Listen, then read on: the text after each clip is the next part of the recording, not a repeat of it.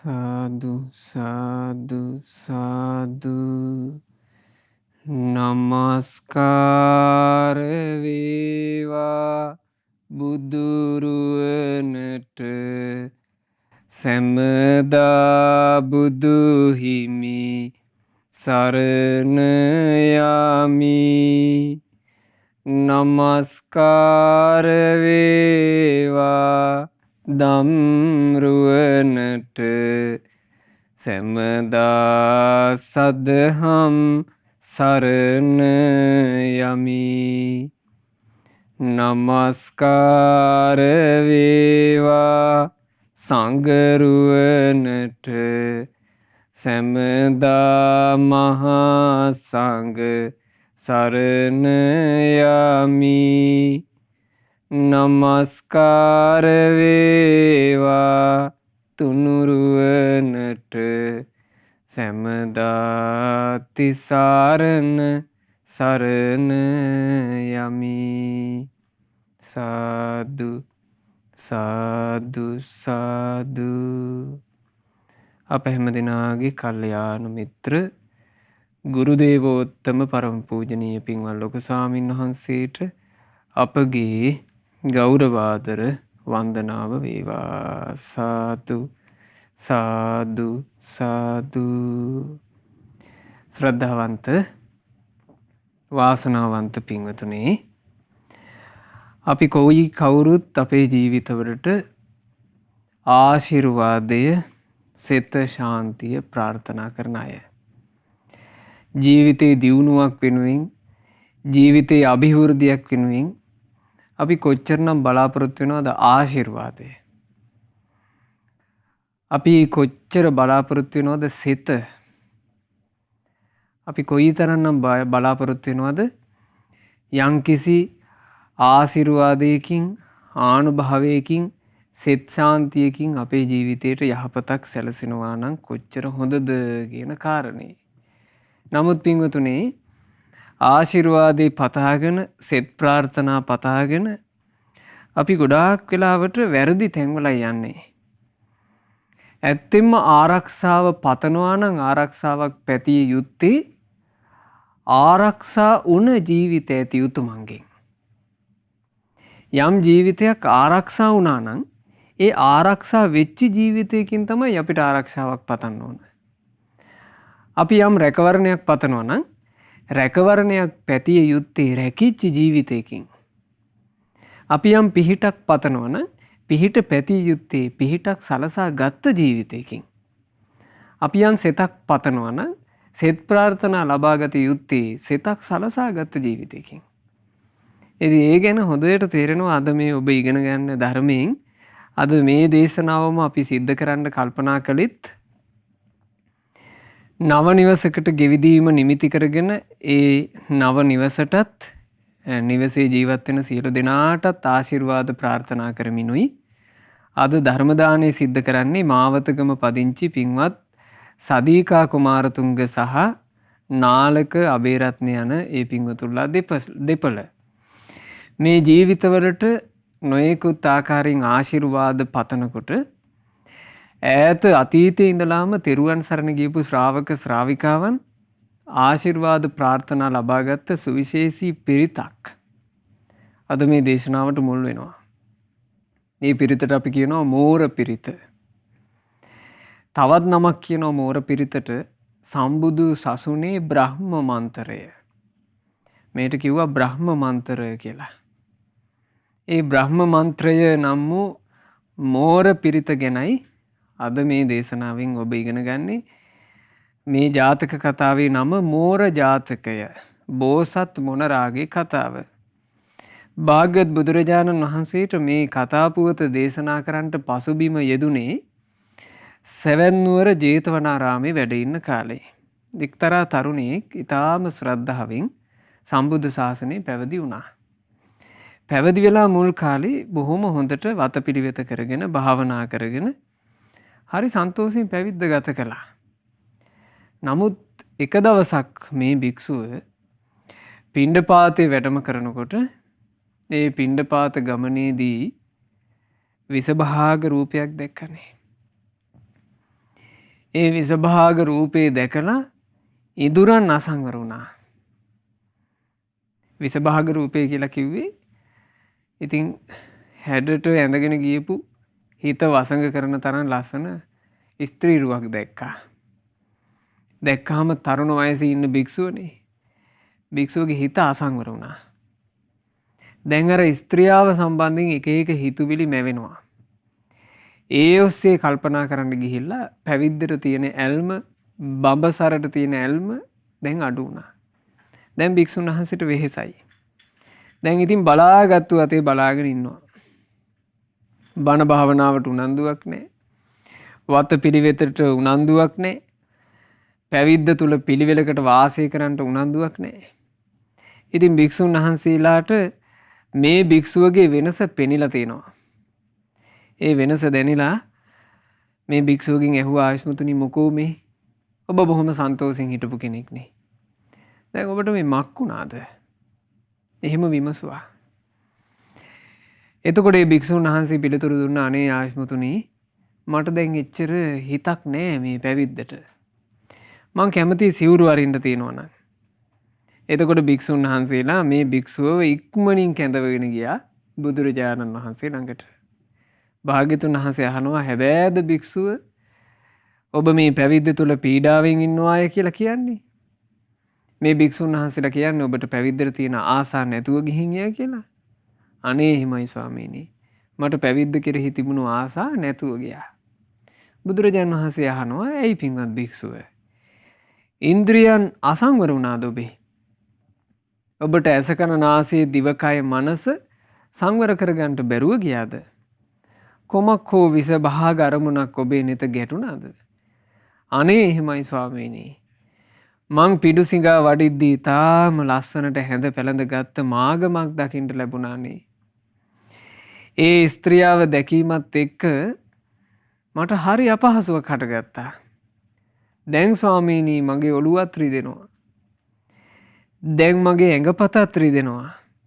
මගේ හිතට කිසි සැනසීමක් නැහැ. සිවුර පොරවනකොට මට කිසි සතුටක් උපදින්නේ නැහැ. බඹසර සීලයක් ගැන සිහි කරනකොට සතුටක් උපදින්නේ ස්වාමීනි මට දැන් හරි අමාරුයි කිව්වා. බුදුරජාණන් වහන්සේ වදාලා හරි භික්ෂුව මාගමක් ඔබ වැනි සාමාන්‍ය කෙනෙකුගේ හිත කැළඹුවාය කියන කාරණේ ගැන ආයේ පුදුම වෙන්න දෙයක් තියනවාද? ඉස්සර කාලේ භික්ෂුව මහා නුවණැතිව සිටි බල සම්පන්න කෙනෙක් අවුරුදු 700ක් දමනය කරගෙන හිටපු හිත මාගමකගේ හඬක් අසා පහතට වැටුණා.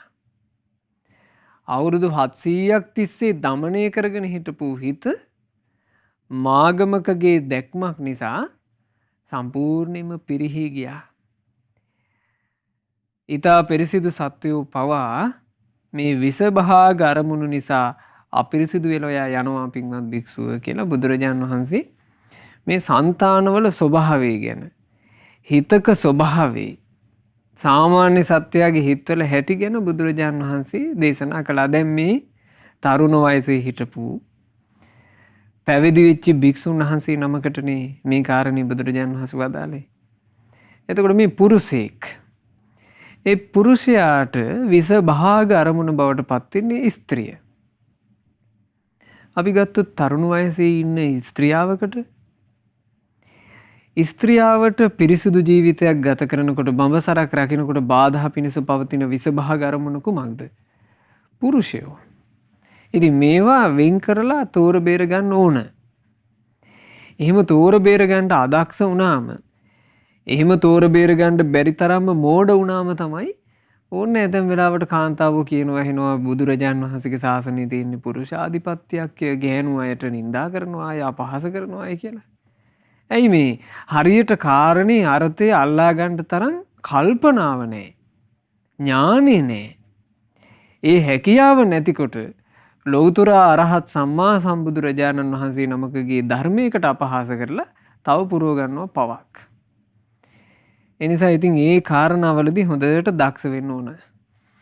බුදුරජාණන් වහන්සේ මේ කාරණේ මේ විදිහට සාරාංශ කොට කිව්වහම එතන හිටපු සියලු භික්ෂූන්ට ආසාවක් ඇති වුණා කියනවා. ඒ අතීත පුවත ශ්‍රවණය කරන්න. ඉතින් බුදුරජාණන් වහන්සේ ඒ ගැන වදාලා. ඒ තමයි මෝර ජාතකය. ගොඩාක් ඉස්සර කාලේ බෝධි සත්වයෝ මොනර යෝනියේ පිරිසිඳ ගත්තා. මොනරෙක් තිරිසන් යෝනියේ උපන්න මොනරෙක්. මේ මොනර හරි හැඩකාරයි. කිනිහිරි මල් පැහැය වගේ රන්වන් පහ ඇති මොනර බිත්තරයකින් තමයි මේ මොනරා උපන්නේ. මොනරා තනි රත්තරම් පාට පිල් කළඹකින් යුක්ත වුණා. දැන් සාමාන්‍යයෙන් අපිට අද දකින්න ලැබෙන මොනරාගේ හැඩේමයි, නමුත් පාට වෙනස්. පිල් කළඹ සම්පූර්ණයෙන්ම රත්තරම් පාටයි. පියාපත් අතරේ රතු පාටින් දිලිසෙන පිහාටු තිබුණා. අර රන් අතරේ රතු පාට කියලා කියන්නේ හරි ලස්සනයි. රත්තරන් අතරේ රතු පාටට තිබුණා පිහාටු. දුටු දුටුවන්ගේ නෙත් වසඟ කරවන තරම් හරි ලස්සන රූපයක් මේ මොනරාට තිබුණා.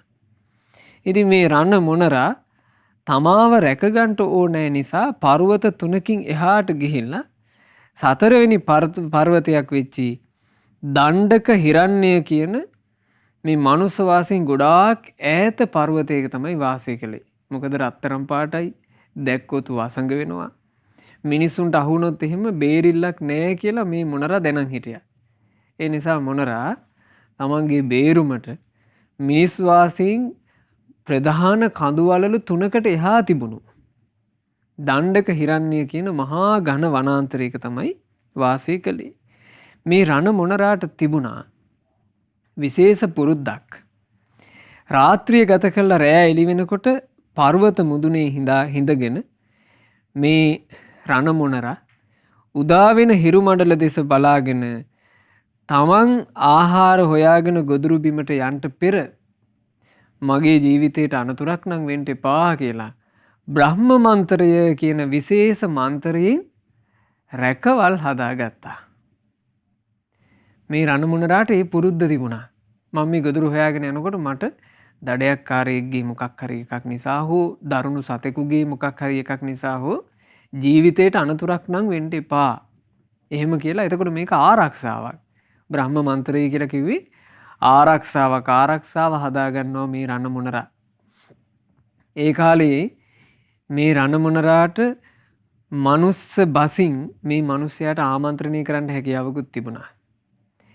ඒ නිසා මේ මොනරා තමන්ට පරම්පරාවෙන් හම්බෙච්ච මේ බ්‍රහ්ම මන්ත්‍රේ හඬ නගලා කියනවා. කොහොමද කියන්නේ?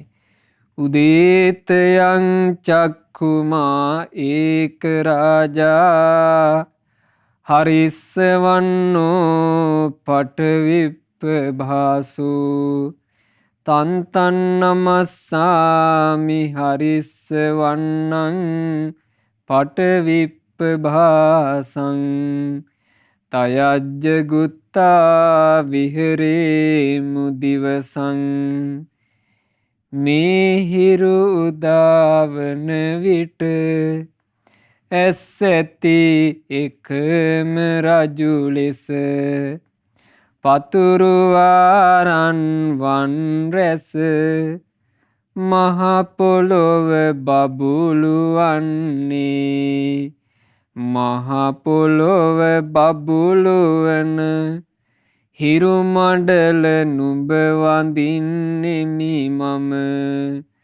නුඹ විසින් සුරකින්න අපි මෙදවස වසමු සුවසේ.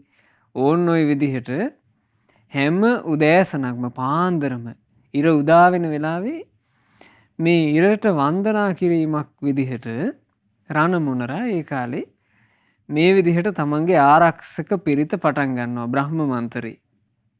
ඊට පස්සේ ඒ සූර්යාට නමස්කාර කොට මේ රණ මොනරා කළා විශේෂ වන්දනාවක්, විශේෂ ආරක්ෂාවක්.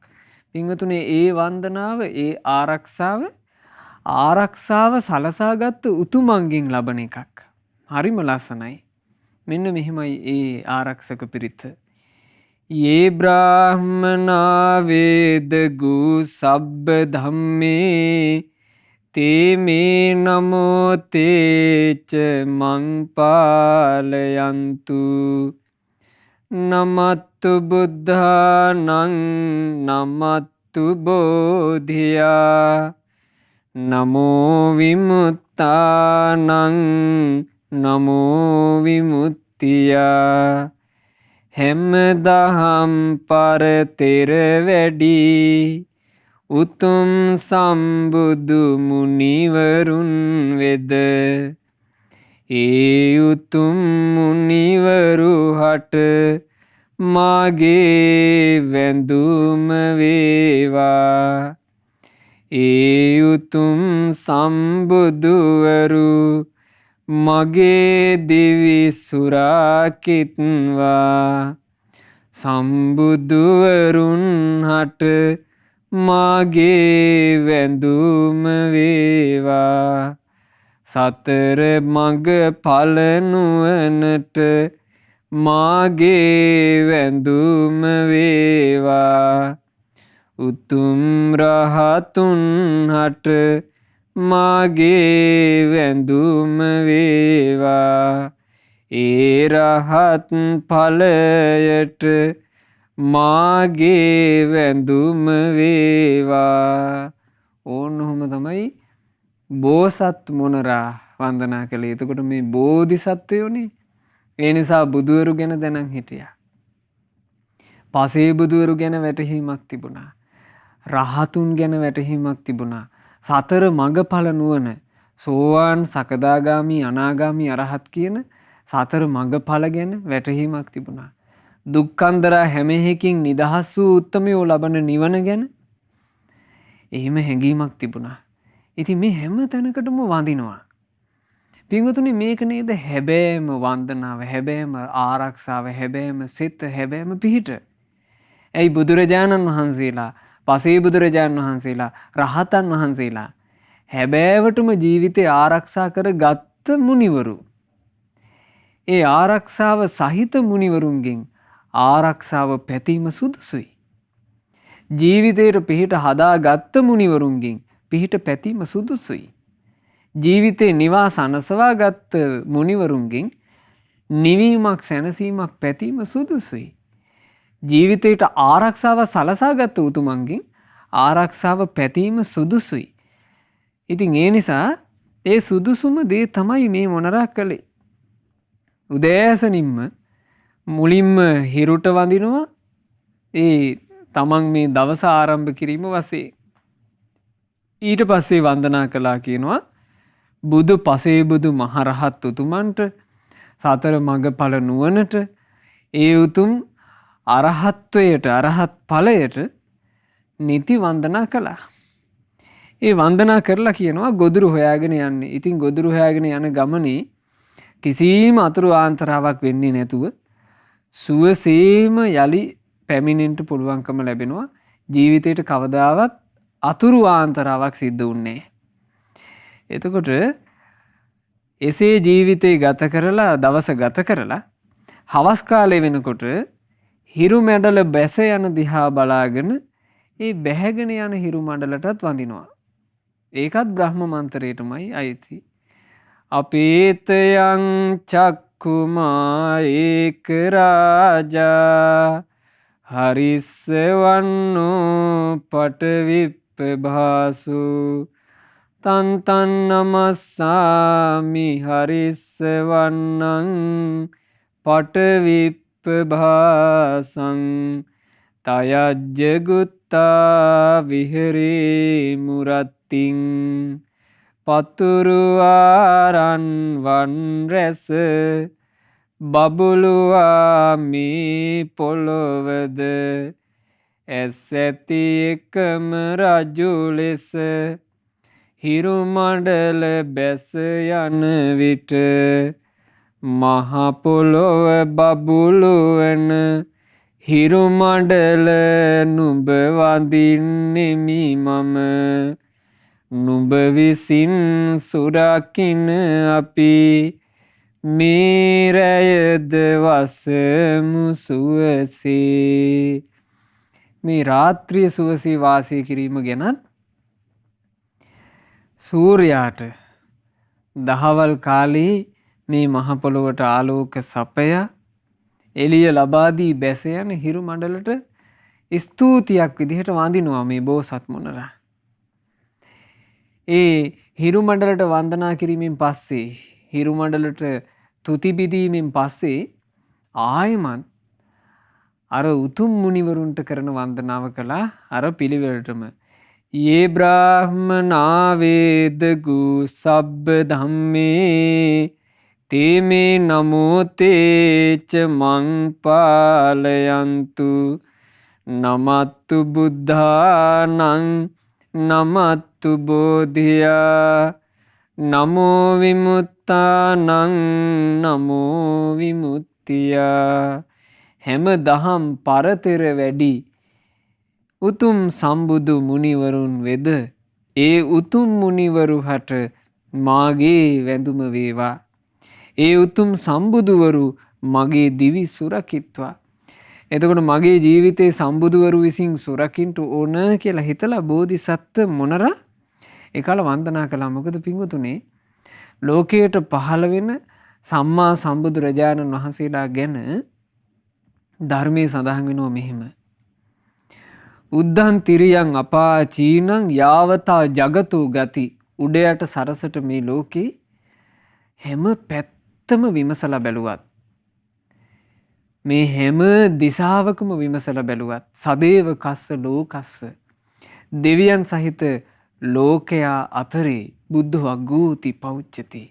බුදුරජාණන් වහන්සේටමයි අග්‍ර කෙනා කියා කියන්නේ. අග්‍රයි. ඒ අග්‍ර වූ බුදුරජාණන් වහන්සේ ලෝකයට පහළ වුණාම නුවණැති දෙවියන් බඹුන් මිනිසුන් බුදුරජාණන් වහන්සේම සරණ කරගත්තා. මොකද ඊටත් වඩා සරණ ලෝකෙ නැති නිසා. දැන් බලන්න මේ අපිට ආලෝක සපයන ඉර හිරු මණ්ඩල මේ හිරු මණ්ඩලට අධිපතිව එක දේව පුත්‍රයෙක් ඉන්නවා. ඒ දෙවියාට කියනවා සූර්ය දේව පුත්‍ර. ඊළඟට මේ රාත්‍රී පායන සඳ ඔය සඳ මණ්ඩලට අධිපතිව දේව පුත්‍රයෙක් ඉන්නවා. මේක මේ ලෝකස් ස්වභාවය විශ්වයේ ස්වභාවය. ඒක කවරෙක්ද අවබෝධයෙන් දේශනා කළේ? මුළු මහත් ලෝකේම අතැඹුලක්සේ අවබෝධ කරපු අපි සරණ ගියපු අපේ බුදුරජාණන් වහන්සේ. අද කාලේ මේ තාක්ෂණික උපකරණ වලින් ලෝකේ හොයන මිනිසුන්ට මේවා අහුවෙන්නේ නැහැ. ඒ අයන්ගේ තාක්ෂණික හැකියාව බුදුරජාණන් වහන්සේට තිබුණු හැකියාවත් එක්ක ගත්තාම දූවිල්ලක් තරම්වත් වටින්නේ නැති එක. ඉතින් මේ මුළු මහත් ලෝකේම අවබෝධ කරගත්ත තුන් ලෝකාග්‍ර වූ බුදුරජාණන් වහන්සේ වදාලා හිරුට අධිපතිව හිරුට අධිග්‍රහිත දෙවියෙක් ඇත සූර්ය දේව පුත්‍ර. සඳුට අධිග්‍රහිත ඒ සඳුගේ අධිපති වූ දෙවියෙක් දැත චන්ද්‍ර දේව පුත්‍ර. මේ සූර්ය චන්ද්‍ර දෙවිවරු හරි නුවණැති. මේ නුවණැති කියලා තේරෙන්නේ ඒගොල්ලොත් සරණ ගියේ බුදුරජාණන් වහන්සේ. බුදුරජාණන් වහන්සේ සරණ යන්න නුවණක් තියෙන්න එපයි. නුවණක් නැති කෙනෙකුට බුදුරජාණන් වහන්සේගේ සරණ ලබන්න බෑ. මේ දෙවිවරු බුදුරජාණන් වහන්සේ සරණ ගිහින් හිටියා. ඒක අවස්ථාවක ඔය සූර්ය දෙවියන්ව අල්ලගත්තා කියනවා රාහු කියන සුවිශාල ශරීරයක් තියෙන අසුරයා. රාහු අසුරයා ගැන බුදුරජාණන් වහන්සේ දේශනා කළා මේ සත්වයෝ අතරේ සුවිශාලම ශරීරයේ තියෙන මේ සත්වයා තමයි රාහු.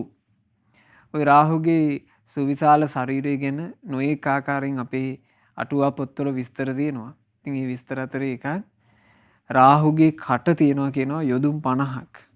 කිලෝමීටර් 150ක් විතර ඔහුගේ කට පළලයි. කිලෝමීටර් ගණන්. ඉතින් ඒ වගේ මහා සුවිශාල ශරීරයක් අපිට හිතා ගන්න බැරි තරම්. ඒ සුවිශාල ශරීරයක් තියෙන රාහු කියන අසුරයා මේ සූර්ය දෙවියාව තමන්ගේ ග්‍රහණයට තමන්ගේ අත්අඩංගුවට අරගත්ත එක අවස්ථාවක. දැන් මේ සූර්ය දෙවියාට නොයෙක් දේවානුභාව තිබුණාට මේ අසුරයව පරද්දන්න බෑ, අසරණයි.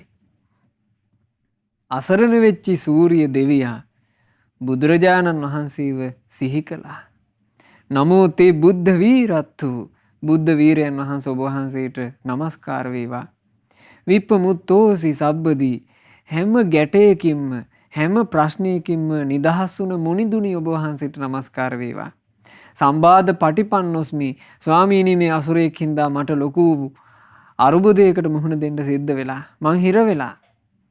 තස්ස මේ සරණං භව ස්වාමීනි මට පිහිටක් වන සේක්වා. එහෙම බුදුරජාණන් වහන්සේගෙන් පිහිට පැතුයි. බුදුරජාණන් වහන්සේගෙන් සරණ පැතුයි. බුදුරජාණන් වහන්සේගෙන් සෙත පැතුයි. සූරිය දෙවියෝ බුදුරජාණන් වහන්සේගෙන් සෙත පතනකොට බුදුරජාණන් වහන්සේ සූරිය දෙවියන් අරඹයා රාහුට ඇහෙන විදිහට තථාගතයන් වහන්සේගේ ස්වරය විහිදෙව්වා. තථාගතං අරහන්තං සූරියෝ සරණං ගතෝ රාහු සූරියං පමුංචස්සු බුද්ධ ලෝකානුකම්පකාති. රාහු ඔය සූරිය දෙවියා සරණ ගියේ තථාගත අරහත් සම්මා සම්බුදුරජාණන් වහන්සේව. ඔය දෙවියාව අතහරින්ට බුදුවරු කියලා කියන්නේ ලෝකයට අනුකම්පා ඇති අයයි. මේ බුදුරජාණන් වහන්සේගේ බ්‍රහ්මස්සර විහිදෙන වාසිතය ඇහෙනකොට රාහු කිලිපොලා ගියා. සූරිය දෙවියාව ඉක්මනින් අත්හැරියා. අතහැරලා අසුරයන්ට අධිපතිව ඒ කාලේ හිටියා වේපචිත්ති කියලා රජෙක්. මේ වේපචිත්ති රජුරුව ළඟට ගිහිල්ලා බීතියට පත් වෙලා ඉන්නවා. එතකොට වේපචිත්ති යවුව කියනවා මොකෝ රාහු මෙච්චර මහා ඇඟකුත් තියාගෙන මේ බය වෙලා මොකෝ නුඹ මේ බයෙන්?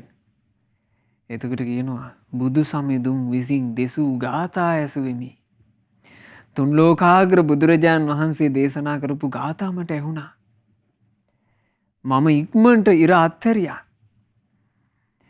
ඒ සූරිය දෙවියාව මං අත්හැරියේ නැත්තම් මගේ හිස හත් කඩකට පැලී යනු ඇත බුද්ධානුභාවය. බුදුරජාණන් වහන්සේගේ තියෙන ආනුභාවය, බුදුරජාණන් වහන්සේගේ තියෙන කරුණාවේ බලය, බුදුරජාණන් වහන්සේ අනුකම්පාවෙන් කියන වචනය කරේ නැත්තම් ඒ වචනය නොකරන කෙනාට දරන්න බෑ ඒක. හිස හත් කඩකට පැලී යනු ඇත කියලා. ඉතින් එතකොට බලන්න පින්වතුනි මේකේ හොඳ අදහසක් තියෙනවා. අපි ඉන්නේ ඉරෙන් ආලෝකය ලබාගෙන හිරු යට. අපිට රාත්‍රියේ එළිය සපයන්නේ හඳ. ඉර හඳ යට ජීවත් වෙන මිනිස්සු අපි. ඉර හඳ යට ජීවත් වෙන මිනිස්සු විදිහට අපි සරණක්, ආශිර්වාදයක්, පිහිටක් පතනකොට අපි ආශිර්වාදයේ පිහිට පැති යුත්තේ කාගෙන්ද? පින්වතුනි හිතන්ට. ඉරට අධිග්‍රහිත දෙවියාටත් සරණ පිහිට උනේ ඒ බුදුරජාණන් වහන්සේ නම් සඳුට අධිග්‍රහිත දෙවියාට පිහිටක් පිළිසරණක් උනේ සරණක් උනේ ඒ බුදුරජාණන් වහන්සේ නම් ඉරහඳ යට ඉන්න අපිට වෙන සරණක් තිබේද? වෙන පිහිටක් තිබේද? බුදුරජාණන් වහන්සේගේ පිහිටමයි. බුදුරජාණන් වහන්සේගේ සරණමයි. බුදුරජාණන් වහන්සේගේ ආශිර්වාදයමයි. ඉතින් එදා අර මොනරා ඒ බුදුරජාණන් වහන්සේලාට වන්දනා කළා කියනවා. වන්දලා බුදුරජාණන් වහන්සේලාගෙන් ආසිරි පැතුවා කියනවා. ඒ උතුම් සම්බුදුවරු මගේ දිවි සුරකිත්වා. සත්‍ය නාම වූ බුදුරජාණන් වහන්සේලාගේ මහා තේජස් බලයෙන් මගේ ජීවිතේ රැකේවා. සම්බුදුවරුන් හට මාගේ වැඳුම වේවා. ඒ සියලු සම්බුදුවරුන්ට මං වඳිනවා. සතර මඟඵල නුවණට මාගේ වැඳුම වේවා. අරහත් සම්මා සම්බුදුරජාණන් වහන්සේලා නිසාම ලෝකේ උපදින සතර මඟඵල නුවණ. සෝතාපන්න, සකර්දාගාමි, අනාගාමි, අරිහත් කියන ඒ සතර ඵල මඟ නුවණට ඔන්න වන්දනා කළා. උතුම් රහතුන් හට මාගේ වැඳුම වේවා. සියලු රහතන් වහන්සේලාට කෙලෙස් නැසූ උතුමන්ට වැඳා. ඒ රහත් ඵලයට රහතුන් ලැබූ නිර්වාණ ඵලයට වන්දනා කළා. ඉතින් ওই විදිහට ආරක්ෂාව ඇති කරගෙන මේ රණ මොනරා තමන් රාත්‍රියේ ගත කරන තැන ලගිනවා. ඒ නිසා රාත්‍රියේත් කිසි අනතුරක් වෙන්නේ නැහැ කියනවා. සාමාන්‍යයෙන් ওই මොනරුන්ව රැයට හරියට මේ රාත්‍රියේ හැසිරෙන සත්තු ඝාතනය කරනවා. අපි ඔය ඇතැම් අසපුවල ඉන්නකොට මේ ඔය විවේකී අසපු වනාන්තර සමීපයට වෙන්න තියෙන අසපුවල හරියට මොනරු ඉන්නවා. එතකොට මේ මොනරු රාත්‍රිය වෙනකොට පින්වතුනි ගස්වල උඩට නගිනවා. ඒ උඩට නැගලා තමයි රාත්‍රිය ගත කරන්නේ. අපිට ඉතින් මහ රාත්‍රිය ඇහෙනවා සමහරවිට එකපාර මොනරු කෑ ගහනවා. ඒ කෑ ගහන්නේ අර ගහටම නැගලා මොකෙක් හරි අනතුරු කරනවා.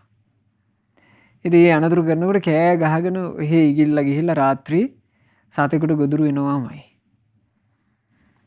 එහෙම රාත්‍රියේවත් මේ රණ මොනරාට අනතුරක් උන්නේ ඇයි? රණ මොනරා රැකී හිටියා බ්‍රහ්ම මන්තරයෙන්. මේ බ්‍රහ්ම මන්තරය කියන එක අතීතේ ඉඳලා මේ ગાථා 4 දැන් අද සජ්ජායනා කරපු මේ ગાථා 4 මං හිතන්නේ පින්වතුන්ලාට මේ ગાථා අලුත් නැහැ. මොකද මේ කොරෝනා වසංගතය ආරම්භ වෙච්ච කාල වකවානුවේ ඉඳලාම අපේ ගුරු දේවයන් වහන්සේගේ ආශිර්වාදයෙන් සෙත් පිරිත් සජ්ජායනාව සිදු කරනවා තුන්වරු පිරිතක් විදිහට ශ්‍රද්ධා රූපවාහිනියෙන් පින්වත් ස්වාමීන් වහන්සේලා. ඒ තුන්වරු පිරිතේදීම මේ බ්‍රහ්ම මන්තරය මෝර පිරිත සජ්ජායනා කරනවා. ජීවිතේ පින්වතුනේ අලුතින් යම් කටයුත්තක් ආරම්භ කරනකොට හැම තිස්සෙම මුලට අරගන්න මේ උතුම් පිරිත. තමන් පිරිත් සජ්ජායනා කරනකොට මෝර පිරිත එතෙන්ට එකතු කරගන්න. සාමාන්‍යයෙන් තමන් ගමනක් බිමනක් පිටත් වෙනකොට සෙත් පිරිත් සජ්ජායනාවට මේ මෝර පිරිතත් එකතු කරගන්න. මේක ඈත අතීතේ ඉඳලාම මේ ජීවිතේට පෙනෙන නොපෙනෙන බලපෑම් වලින් පීඩා කරදර තියනවා කියලා දන්න බුද්ධිමත් මිනිස්සු තමන්ගේ ආරක්ෂක පිරිතක් විදිහට පාවිච්චි කරපු විශේෂ ආරක්ෂාවක්. ඉතින් ඒ ආරක්ෂක පිරිතින් මේ මොනරා ආරක්ෂා වෙමින් හිටියා. එහෙම ඉද්දී මේ කාලේ බරණැස රජකම් කරපු ඒ බරණැස් මහරජුරවන්ට හිටියා කේමා කියලා දේවින් වහන්සේ නම. මේ දේවිට පෙවුනානේ හීනයක්. ඒක අමුතු පහේ හීනයක්. රන්වන් පාට මොනරෙක් ඈට බණ කියනවා. ඈ ඒක දැක්කේ. දැන් අද අපි හීන දකින්නේ නේ සත්තු කතා කරනවා. මොකද මේ සත්තු කතා කරන යුගය නෙමෙයි. සත්තු කතා කරන යුගයේ හිටපු මිනිසුන්ට සත්තු කතා කරනවා හීනෙනුත් පෙන්ලා දෙනවා. දැන් අද කාලේ වෙනකොට සත්තු කතා කිරීමක් නැහැනේ. කේමා බිසෝ දැක්ක හීනයක් මොනරෙක් රන්වන් පාට මොනරෙක් තමුන්ට බණ කියනවා. හීනේ දැකපු වෙලාවේ ඉඳලා අනේ මේ ලද බොළඳ වූ බිසවුන් වහන්සේට දොළ දුකක් හටගත්තා. දැන් ඉතින් මොනරෙක්ගෙන් බණ අහන්නටමයි ආසා. රජුරුවන්ගේ ඇඟේ එල්ලිලා හැමතිස්සෙම රජුරුවන්ට ඇවිල්ලි කරන්න පටන් ගත්තා. අනේ මහරජුරුවනි මම මැරිලා යයි. මට මේ රණ මොනරෙක් ගෙනත් දෙන්න මට රණ මොනරෙක්ගෙන් බණ අහන්න ඕනේ කියලා. රජුරුවන්ට බේරිල්ලක් නැහැ. රජුරුව පිරිස එකතු කරලා තමන්ගේ අමාත්‍ය මණ්ඩලයට දැනුවත් කළා. දැන් හරි වැඩේ අපේ බිසවුන් වහන්සේට මේ රණ මොනරෙක්ගෙන් බණ අහන්න ආසාවක් ඇති වෙලානේ. මම නම් මගේ ජීවිත කාලෙට දැකලා නැහැ රණ මොනරු. දැන් කොහෙන්ද අපි රණ මොනරෙක් හොයන්නේ? එතකොට පුරෝහිතවරු කිව්වා මහරජා රණ මොනරු ඉන්න පුළුවනි. හැබැයි මේ මනුස්ස වාසයේ සමීපෙට වෙන්න නම් රණ මොනරු නැහැ. හිමාල වනයේ ඈතට වෙන්න තමයි රණ මොනරු වාසයක් වෙනවා නම් විය හැක්කේ. ඒ නිසා ඉතින් වැද්දන්ට තමයි යෝග ගැන කියන්න පුළුවන්නේ. එතකොට රජුරු අනබෙර ගැස්සුවා මුළු බරණැසම. රණ මොනරෙක් දැක්ක එකෙක් සිටීනම් රජවාසලට ඉක්මනට පැමිණලා දැනුවත් කරන්න. අනේ එතකොට එක වැද්දෙක් ඔය රණ මොනරාව දැකලා තිබුණා. අර දණ්ඩක හිරණ්‍ය කියන පර්වතයේ ඇවිදපු මිනිසෙක්. ඒ මිනිස්සයා ඇවිල්ලා කිව්වා රජතුමනි මම නම් රණ මොනරෙක් දැක්කේය.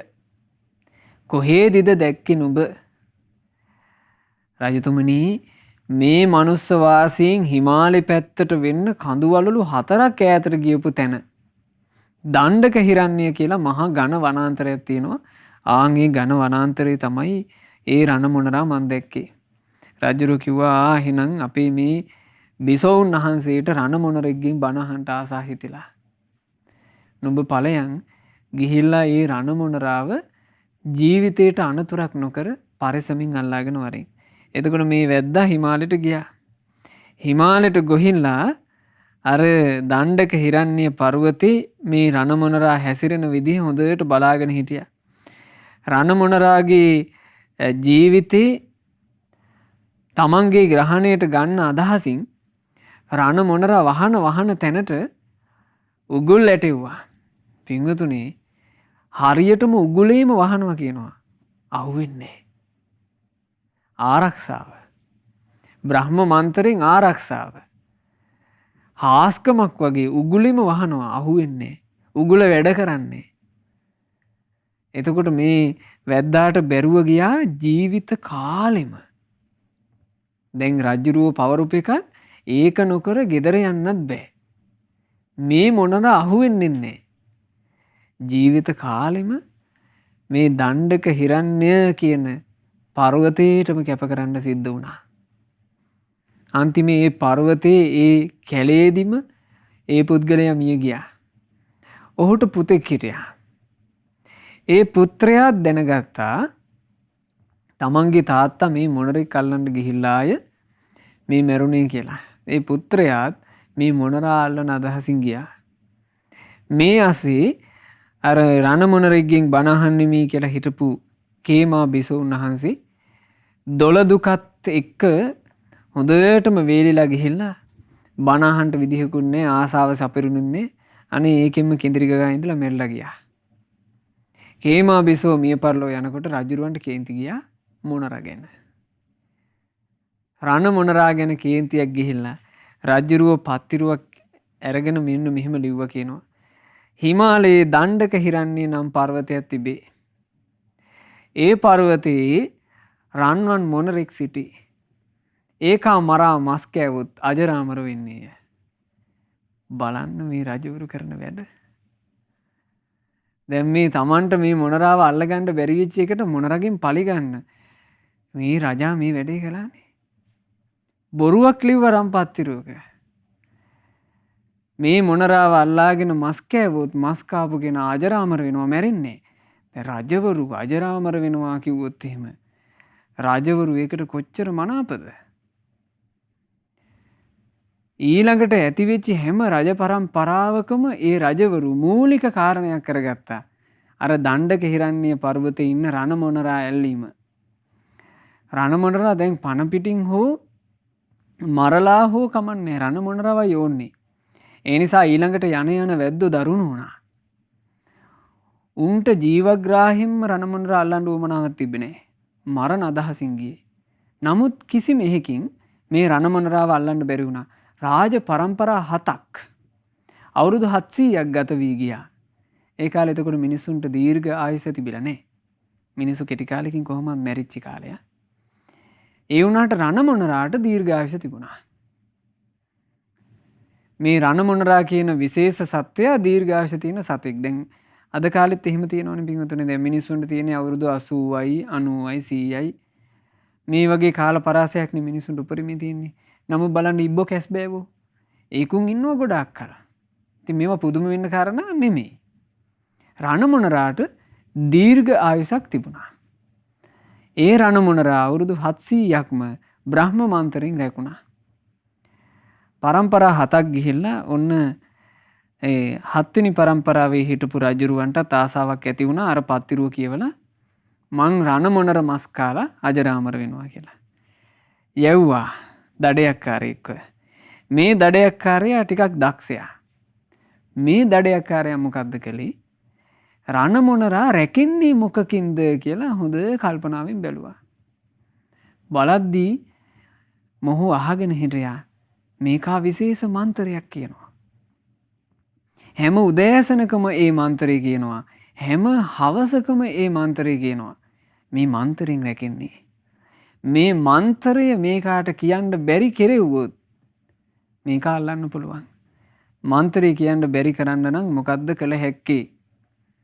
කල්පනා කළා කොයි පුරුෂයාත් ස්ත්‍රිය ඉස්සරහා Taman දන්න හැම මන්ත්‍රෙම අවුල් කරගන්නවා. එතකොට මේකාවත් අල්ලන්න තියෙන්නේ ස්ත්‍රියකගෙන්මයි කියලා හිතුවා. මොනරියක් හොයාගෙන ආවා. අපි මොනරියට කියනවා සෙබඩ කියලාත් කියනවනේ. සෙබඩක් අල්ලගෙන ආවා. අල්ලාගෙන ඇවිල්ලා මේ දණ්ඩක හිරන්නේ ආරන්නේ මේ මොනරා ඉන්න තැනට සමීප වෙන්න මේ සෙබඩව කෑගැස්සෙව්වා. සෙබඩ නාද දෙනකොට ඒ සෙබඩගේ හඬ ස්ත්‍රී හඬ මේ මොනරගේ හිතට තදට කාවැදුනා. දැන් සාමාන්‍යයෙන් පාන්දර ජාමේ ඉඳලා අර මොනරි සෙබඩ එක දිගට කෑ ගහනවා. මොනරාට එළි වෙනකන් ඉස්පාසුවක් නැතුව හිටියේ. එළි වෙච්චි ගමන් මාන්තර ඔක්කොම අමතකයි. වෙනදාට කියන මාන්තරේ පැත්තක තිබේවා කියලා මොනරි හොයාගෙන ගියා. පියවරක් තිබ්බ ගමන් ඉගිලීගෙන ඇවිල්ලා පියවරක් තිබ්බ ගමන් උගලට අහු වුණා. උගලට අහු වෙනකොටම හැබැයි මේ බෝසත් මොනරට සිහි උපන්නා. මම මෙච්චර කල් රැකුනේ යම් රැකවරණයකින්ද අද මේ ස්ත්‍රියකගේ හඬක් නිසා මං නැසුණා කියලා. පණ පිටින්ම අහුවෙච්ච නිසා මේ වැද්දා පණ පිටින්ම මේ මොනරාව අරගෙන ගියා රජවාසලට. අරගෙන ගිහිල්ලා ඒ රජවාසලේ තිබුණා රජ්ජුරුවෝ හමු වෙන එක තැනක්. දැන් මේ මොනරාට මනුස්ස බසින් කතා කරන්න පුළුවන්. මනුස්ස බසින් කතා කළ හැකි නිසා රජ්ජුරුවෝ මරන්ට පෙර මොනරාත් එක්ක කතා කරන්න කැමති වුණා. එතකොට රජ්ජුරුවෝ මේ බෝසත් මොනරාගෙන් අහනවා ඈ මයුරය මා තොපෝ මේ අල්ලාගෙන ආවේ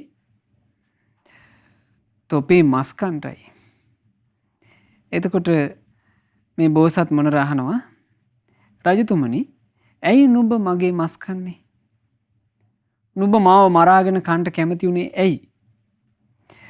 අපේ රාජ පරම්පරාවේ පරම්පරා ගානකට කලින් රජකම් කරපු රජෙක් විශේෂ පත්තිරුවක් ලියලා ඒ පත්තිරුව ලියපු යන්ත්‍රය අපිට හම්බ වුණා. ඒකේ තියෙනවා රණමොනර මස් කෑවොත් ඒ තැනැත්තා අජරාමර වෙනවා කියලා. මං කැමතියි මේ රාජ සම්පත් එක්ක අජරාමර වෙන්න. ඒ නිසා මං නුඹව මරලා මස් කනවා. එතකොට මේ බෝධිසත්ව මොනරා කියනවා හොඳයි මහරජ. ඔබ දැන් මාව මරලා මගේ මස් කනවා. එතකොට මං මැරෙනවා නේද කියලා ඇහුවා. එතකොට රජුරු කියනවා ඉතින් ඔව් මං ඔබේ මස් කන්න නම් ඔබව මරන්න එපේ.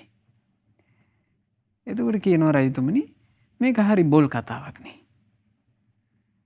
ඔබ අජරාමර වෙන්න කියලා හිතාගෙන මගේ මස් කනවා. මාත් මැරෙනවා නම් මගේ මස් කන ඔබ කොහොමද නොමැරී ඉන්නේ? එතකොට රජුරවන්ට සිහි උපන්නා. ඇත්ත නොවේ. හැබැයි රජුරෝ කියනවා නෑ නෑ මෙහෙම වෙන්නත් පුළුවන්. අපේ හැමට රම් පාටක් නෑනේ. ඔයා රත්තරම් පාටයි.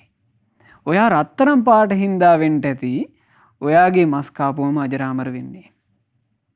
එතකොට බෝසත් මොනරා කිව්වා රජතුමනි මං රත්තරම් පාට උනේ මගේ පිනෙන්. මං රැස් කරපු පිනක් නිසායි මේ රන් පාට. අනිත් මොනරුන්ට වඩා මං විශේෂ උනේ මගේ පිනක් නිසා.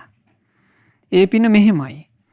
මං එක ආත්මික මේ බරණැස් නුවරම සක්විති රජෙක් වෙලා හිටියා. ඒ සක්විති රජුගේ කාලේ මං පන්සිල් ආරක්ෂා කළා. මම විතරක් පන්සිල් රැක්කේ මං මුළු මේ සිව් මහා දිවයින් වල ඉන්න සත්වයන්වම පංචශීලයේ සමාදන් කෙරෙව්වා. පන්සිල් රැක්කෙව්වා. ඉතින් මං ආන් ඒ පිනෙන් තමයි මේ රත්තරම් පාට සිරුරක් ලැබුවේ. මං එතනින් චුත වෙලා තව්තිසාවේ ගිහිල්ලා ඒ තව්තිසාවේ ආයුෂ ඉවර වෙලා තමයි මේ රන්වන් පාට සිරුරක් ලැබලා උපන්නේ. රජතුමනි මං අකුසලයක් කරලා තිබුණා. ඒ අකුසලයේ ඉස්මතු වෙලා තමයි මං තිරිසනෙක් උනේ. තිරිසනෙක් වෙලා උපන්නාට මං කරපු පින් බලෙත් කලවම් වෙලා මට රත්තරම් පාට ශරීරයක් ලැබුණා.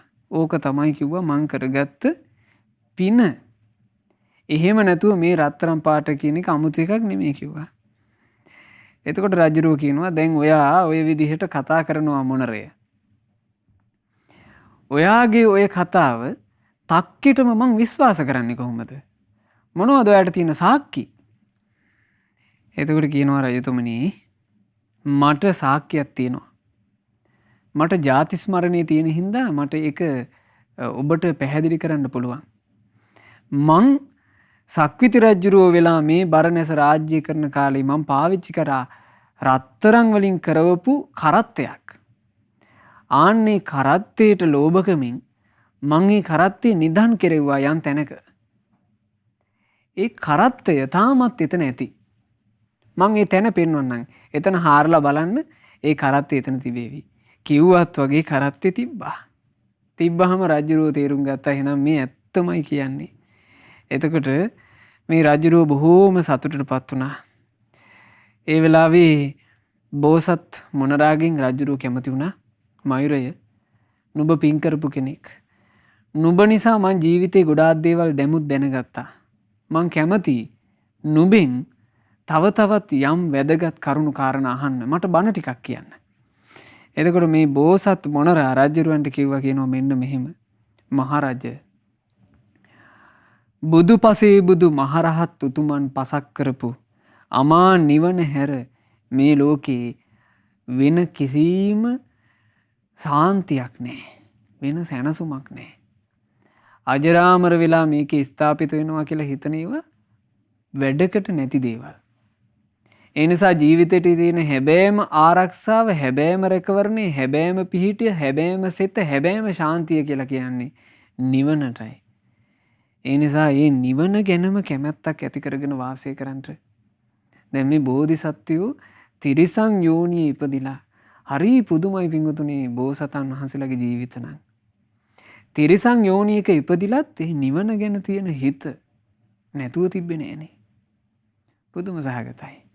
ඉතින් ඕන්න ඔහොම තමයි එදා ඒ දණ්ඩක හිරණ්‍ය කියන පර්වතේ හිටපු මොනරාගේ අසිරිමත් සිදුවීම භාග්‍යතුන් වහන්සේ මේ විස්තරය කියලා දෙනකොට සැදැහැසිත ඇති ඒ භික්ෂූන් වහන්සේලා මේ කතාව ඉතාම සතුටින් ඇහුවා.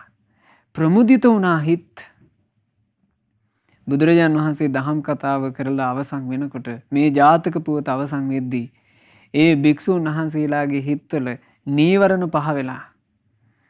ඒ වෙලාවේ සම්මා සම්බුදුරජාණන් වහන්සේ තථාගත බුදුවරුන්ටම සුවිශේෂී වූ සාමුක්ඛංසික ධර්මය දුක්ඛ සමුදය නිරෝධ මග්ග කියන චතුරාර්ය සත්‍ය ධර්මයේ දේශනා කළා. ඒ චතුරාර්ය සත්‍ය ධර්මයේ දේශනා අවසානයේ අර සිවුරු ඇරලා යන්ට හිටපු භික්ෂුන් වහන්සේ රහතන් වහන්සේ නම බවට පත් වුණා. තමන් වහන්සේගේ ජීවිතේ හැබෑම ආරක්ෂාව හදාගත්තා. ඵල සහිත ලස්සන දේශනාවක්.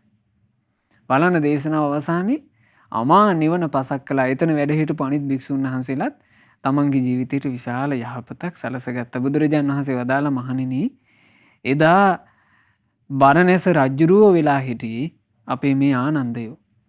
රන්වන් මොනරා බවට පත්ව දණ්ඩක හිරණ්‍ය කියන පර්වතේ බ්‍රහ්ම මන්තරේ ආරක්ෂාව සලසා ගත්තේ සසර ගමනේ පෙරම් පුරාගෙන පැමිණි මමයි කියලා බුදුරජාණන් වහන්සේ ජාතක පුවත අවසන් කළේ. ඉතින් පින්වතුන්ලා තමන්ගේ ජීවිතේට මේ බ්‍රහ්ම මන්තරේ ආරක්ෂාව ආශිර්වාදේ සලසා ගන්න. මේ ඉගෙනගත්ත දහම් කාරණාවල ආශිර්වාදයේ ආරක්ෂාවත් සලසා ගන්න.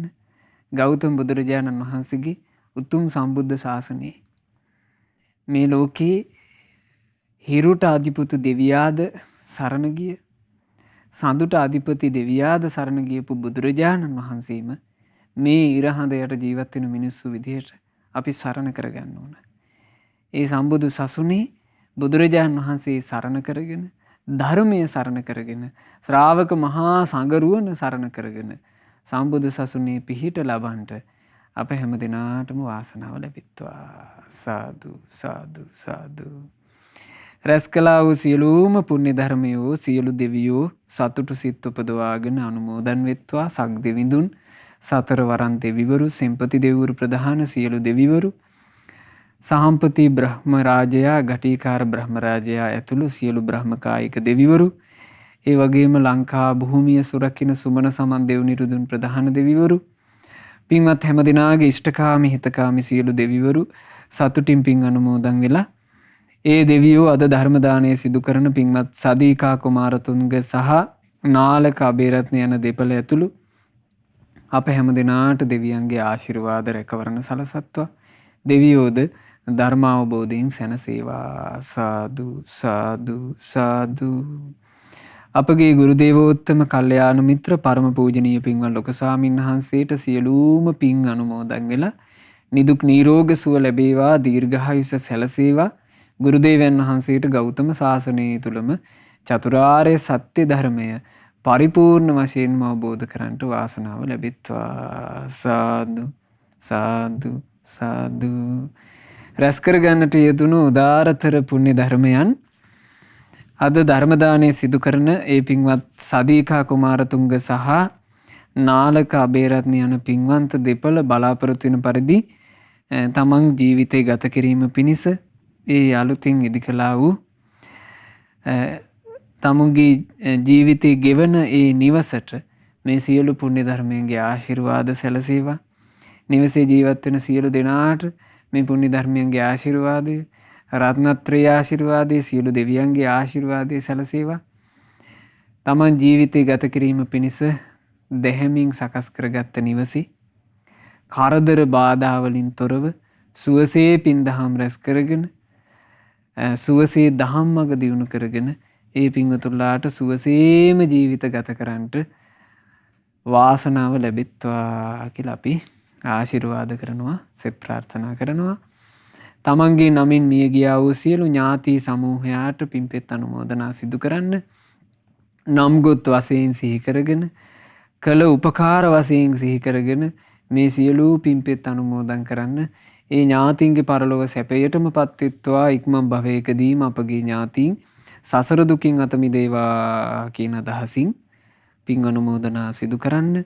නව නිවස ඉදිකිරීම සඳහා සහාය වූ, දායක වූ, උපකාර කළ ඒ නිවස සකස් කරනකොට පින්වතුල්ලා නිවස සදා ගැනීම සම්බන්ධයෙන් සතුටු වූ, අනුමෝදන් වූ සෑම සියලු දෙනාට, ප්‍රදේශවාසී සියලු දෙනාට මේ සියලු පුණ්‍ය ධර්මයන් අනුමෝදන් වෙලා ඒ සියලු දෙනාට දියුණුව, යහපත, සැපයම සැලසේවා. සුජීවත්ව සිටින කිරියම්මාටත්, දෙපාර්ශවයේම දෙමාපියන්ටත්, ඒ වගේම නේජා සමාධී සහ අධ්‍යා ජනාදී කියන ඒ දියණියන්ටත් මේ සියලු පින් අනුමෝදනා වෙත්වා. සහෝදර සහෝදරියන් සියලු දෙනාටත් පින් අනුමෝදන් වෙත්වා.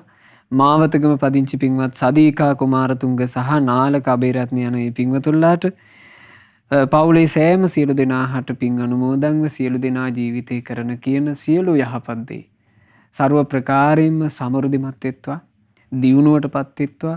රැකී රක්ෂා ආදිය, දූ දරුවන්ගේ, මුණුපුරු මිනිපිරියන්ගේ අධ්‍යාපන කටයුතු ආදිය ਸਰව ප්‍රකාරයෙන්ම සාර්ථක කරගන්නට ලැබේවා.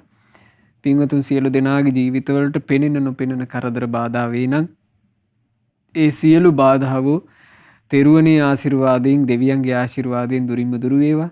ධර්ම දානය සිදු කළා වූ සුපින්වතුන්ලාටත්, ශ්‍රද්ධා මාසික ධර්ම දාන සමාජික පින්වතුන්ලාටත්, ශ්‍රද්ධා රූපවාහිනියේ සහ ලක්කිරු ගුවන් විදුලියේ කාර්ය මණ්ඩලවල පින්වත් හැම දෙනාටත්, සුපින්වත් ඔබ සියලු දෙනාටත් ගෞතම සාසනයේ කලන මිතුරු ඇසුරේ පින් පුරාගෙන, ගුණදහම් වඩාගෙන චතුරාර්ය සත්‍ය ධර්මය අවබෝධ කරන්නට වාසනාව ලැබෙත්වා.